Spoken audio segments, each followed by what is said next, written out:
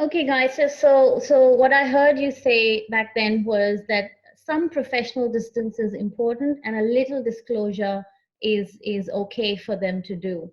But then that brings me to the question, because it's such a difficult time, and what if a participant gets really emotional and probably they start, crying perhaps?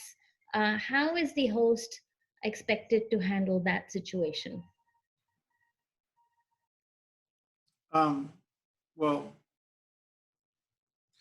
that's part of obviously using good listening skills is you just listen to them, Mm, you encourage them, because the whole point about having a meaningful community to come to mm, is that you can express your emotions, that you yeah, can talk about your fears, yeah, you can talk about your sadness, you can demonstrate your uncertainty in the future and how that's impacting you. I mean, that's the whole point. So hosts need to be very comfortable to handle that simply by listening. That's what you do. You don't fix that person, right? That's not the task here. It's not the task in counselling and psychotherapy anyway, but certainly here it's important not to rush in and try and sort of make things better. What you would do as a host is reflect the content of what the person's saying carefully and thoughtfully, gently. And then you would reflect the emotion that you're seeing so it gets validated. That's what a community does for one another. They hear you, they see you, right?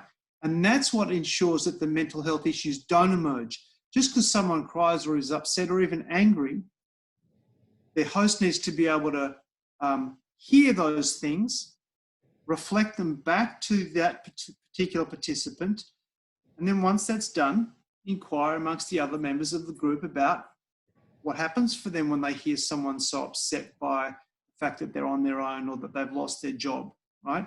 So again, the other participants there are to hear and to be sort of sympathetic and empathetic, hopefully, to the person who's expressing some kind of emotion like that, so that they're released in a healthy way and that no one feels like they've got to take responsibility for that person, but just offer a presence, right? A good, connected presence. That's what the hosts are providing and demonstrating and modeling.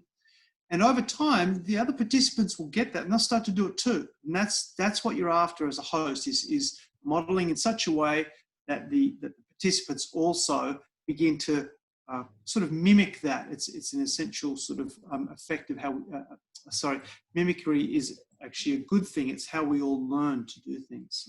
yeah. So I think one of the reasons I did ask that question is because it can for beginning, I guess, people who are very new to this process of being in a group and facilitating a group in that way, it can be a bit perhaps challenging and difficult. So I guess just going back to your earlier point about being aware of your perhaps maintaining boundaries, still doing, not over disclosing, but really using your basic skills is what you're talking about. And something that I think I've learned from you, which you often talk about, is reflect and empathize continuously. Yeah. And that's what you're Yeah. saying right now. Well, one of the things you and I were talking about yesterday as we were preparing for this was, what do you do? And it's kind of simple. It's basically reflect, empathize, repeat.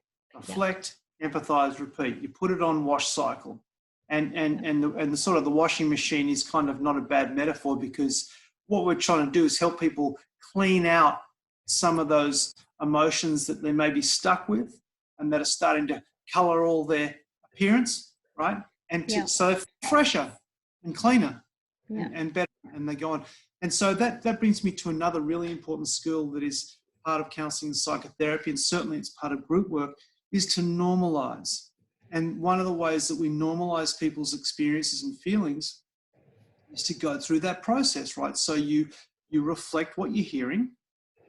Yeah.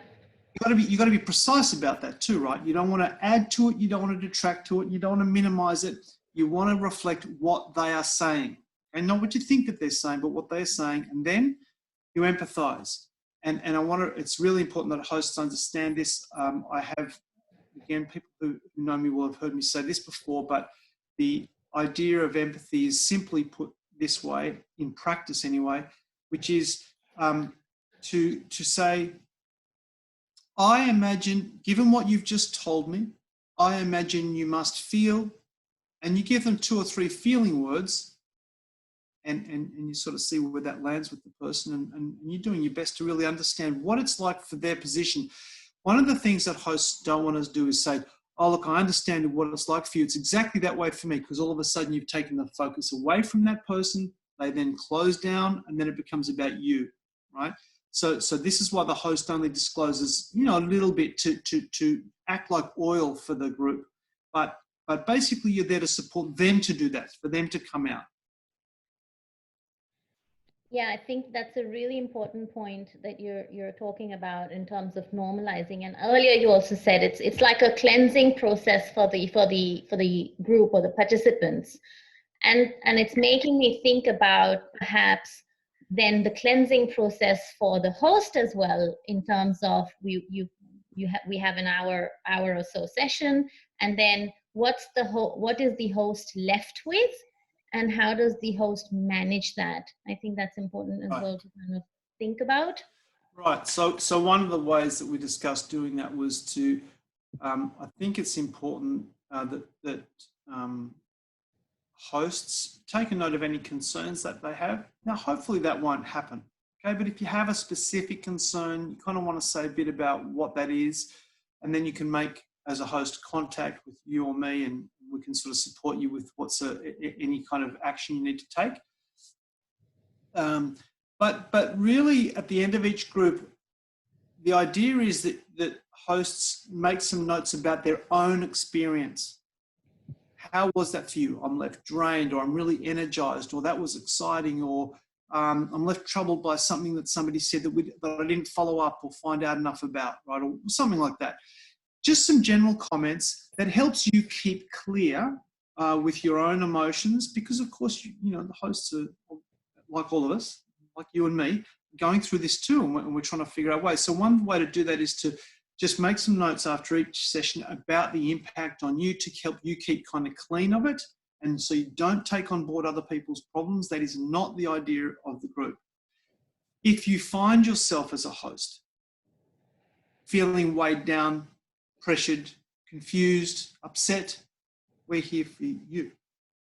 To support you, right? So that's what our kind of task is in this, is to help the hosts in this volunteer position, and so that they're not left with more than they're sort of putting in, So yeah, so I think again it's really important to reiterate what you're saying, that if they do come up with challenges, or they are left over with something, you and I are there to support them, and they need to bring it back to the two of us.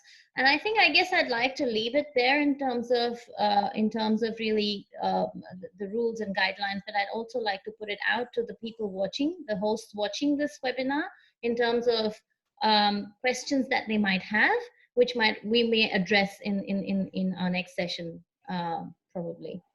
So yeah. Yeah, look, I guess that's one thing that I want to be able to do is I think one thing that we can help people as they grow through this process as hosts. I mean, that's what's going to happen, right? Like, the hosts are going to be growing as they're doing this. This is a reasonably challenging exercise. I'm hoping it's going to be really rewarding for hosts as much as it is for participants to have my meeting place for themselves. But of course, things are going to come up. Questions are going to come up. Confidence may be tested.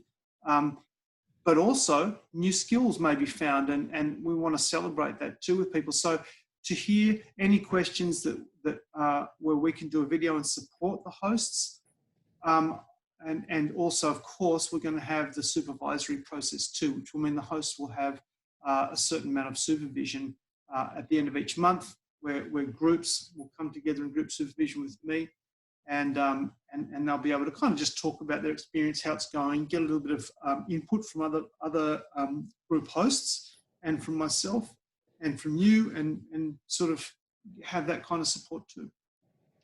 Great. I think I'd like to stop there, Guy. Thank you very much for your time, and I'd like the host to come forward and bring more questions for the next webinar. Thank you so much.